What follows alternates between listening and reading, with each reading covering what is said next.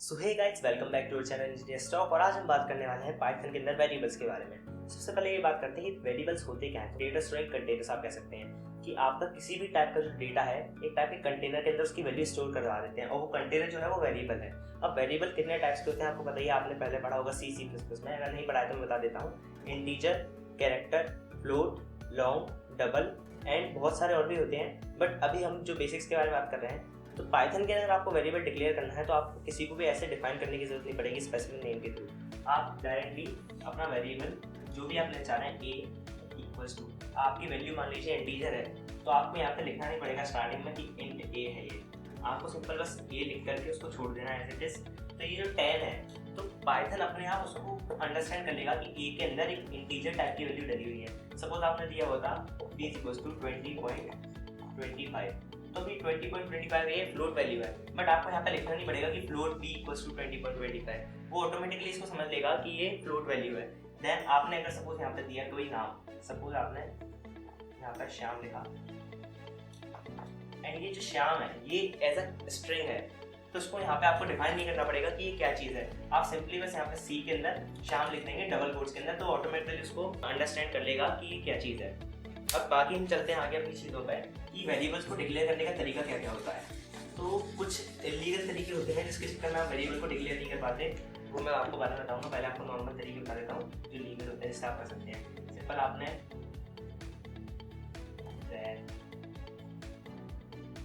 ये आपने जो नाम लिया वेरिएबल का, आपने एक नाम असाइन किया है, ये तरीका सही है।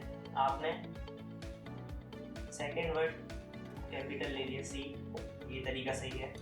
आपने इनके बीच में अंडरस्कोर लगा दिया, ये वेरिएबल डिक्लेयर करने का तरीका सही है। आपने स्टार्टिंग में अंडरस्कोर लगा दिया, बीच में अंडरस्कोर लगा दिया, ये तरीका भी सही है। आपने किसी नंबर के उसमें ऐड किया, अगर आपने वेरिएबल को सपोज वेरिएबल कैरेक्टर 1 2 3 4 आपने 4 वेरिएबल बनाए इसी नाम के, तो इस तरीके से आप डिफाइन कर सकते हैं। अब मैं बताता हूँ इलीगल तरीके कौन से होते हैं। अगर आपने सपोज एक वर्ड लिया है वेर कैर, इसके बीच में आपने हाइफन लगा दिया। हाइफन लगाने का तरीका गलत होता है, आप हाइफन नहीं लगा सकते, हाइफन लगाने से वो वेरिएबल नहीं निकल आएगा। देन दूसरी चीज़ होती है आप किसी भी नंबर से वेरिएबल को स्टार्ट नहीं कर सकते। सपोज आपने वेर कैर के पहले 2 लगा दिया, तो ये तरीका गलत होगा वेरिएबल डिक्लेयर करने का। लास्ट होता है कि आपने कोई वेरिएबल का नाम लिया एंड उसके बीच में आपने स्पेस छोड़ दिया, मतलब ये जो बीच में स्पेस है यहाँ पे कुछ भी नहीं है, खाली जगह छोड़ दिया आपने और इस नाम को इस तरीके से डिफाइन किया। फिर 3 तरीके जो आपने दिए हैं ये लीगल कहलाते हैं। आप इस तरीके से किसी भी वेरिएबल को डिफाइन नहीं कर सकते। तो चलिए देखते हैं कि हम वेरिएबल्स को किस तरीके से डिक्लेयर करते हैं और किस तरीके से उनको यूज़ कर सकते हैं। सबसे पहले हम लेते हैं एक अपना a इक्वल्स टू 10,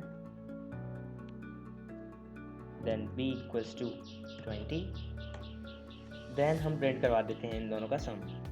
उसके लिए हम लिख सकते हैं इसको as it is a plus b. उससे क्या होगा, आपका सम जो है 30 वो प्रिंट हो जाएगा। ये तरीका था। तीसरा तरीका एक ये भी है कि c equals to a plus b आप लिख दें एंड प्रिंट करवा दें आप c को। तो आपने देखा कि हम डायरेक्टली वेरिएबल्स को भी ऐड कर सकते हैं या फिर उसको एक अलग वेरिएबल में स्टोर करा के उसको प्रिंट करवा सकते हैं।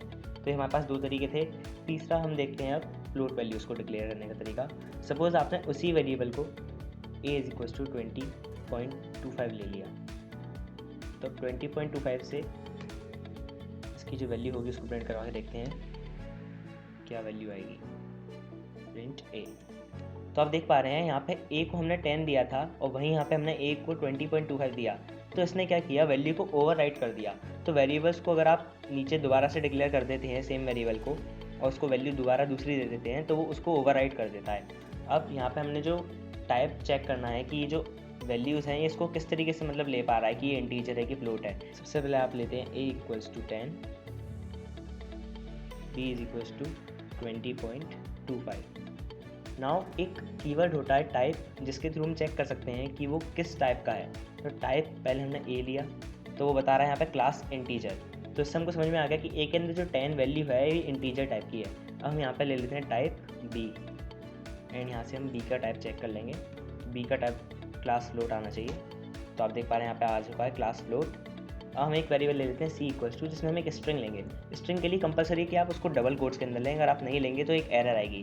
तो पहले मैं आपको ये बता दूँ कि एरर क्या आएगी। हम डायरेक्टली नाम देते हैं तो आप देख पा रहे हैं यहाँ पे नेम एरर आ रहा है। नेम एरर इसलिए आ रहा है क्योंकि ये आपने बिना डबल कोट्स के दिया है, तो उसको ना ही इंटीजर ले पा रहा है, ना ही फ्लोट और ना ही कैरेक्टर। तो इसलिए हमको क्या करना पड़ेगा, इसको सी इक्वल्स टू डबल कोट्स के अंदर लिया श्याम एंड देन, तो आप देख पा रहे हैं इस बार उसने एरर नहीं दी। अब हम इसका टाइप चेक करते हैं, तो टाइप सी लिखेंगे एंड करते हैं इसको एंटर। तो आप देख पा रहे हैं यहाँ पे क्लास स्ट्रिंग आ चुकी है, जिसका आउटपुट आप देख पा रहे हैं सामने स्क्रीन पे। अब हम देखते हैं कि अगर हम, जैसे हमने यहाँ पे नंबर्स को प्रिंट करवाया था प्लस करवा करके, अगर हम उस वेरिएबल के अंदर स्ट्रिंग ले लें, सपोज हमने ए के अंदर लिया पाइथन, बी के अंदर लिया इज एंड सी के अंदर लिया ऑसम,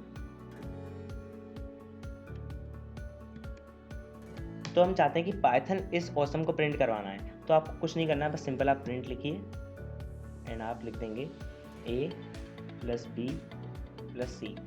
बट इससे क्या होगा कि इसमें बिना स्पेस के वो एक साथ कंबाइन करके लिख देगा इस चीज़ को। तो आप देख सकते हैं इसका आउटपुट आ रहा है पाइथन इज ऑसम, बट इनके बीच में स्पेस नहीं आ रही। तो ये जो प्लस है यहाँ पे बीच में, ये क्या काम करता है, ये दो वेरिएबल्स को बीच में कॉन्केटिनेट करने का काम करता है। तो इसके अंदर हम क्या कर सकते हैं, एक तरीका हमारे पास कि हम स्पेस खुद से प्रोवाइड कर, a प्लस, फिर हमने यहाँ पे बीच में स्पेस ले लिया, फिर प्लस, फिर यहाँ पे b ले लिया, फिर प्लस, फिर स्पेस दे करके, फिर प्लस c। तो आप इसका आउटपुट देखेंगे पाइथन इज ऑसम। तो यहाँ पाइथन के बाद में हमने एक स्पेस यहाँ पे ले लिया है a के बाद में, और इसके बाद में एक स्पेस ले लिया है ऑसम के बीच में। तो इससे क्या हुआ, उसने कॉन्केटिनेट कर दिया तीनों वेरिएबल्स को, और ये हमारे पास आउटपुट आ गया पाइथन इज ऑसम।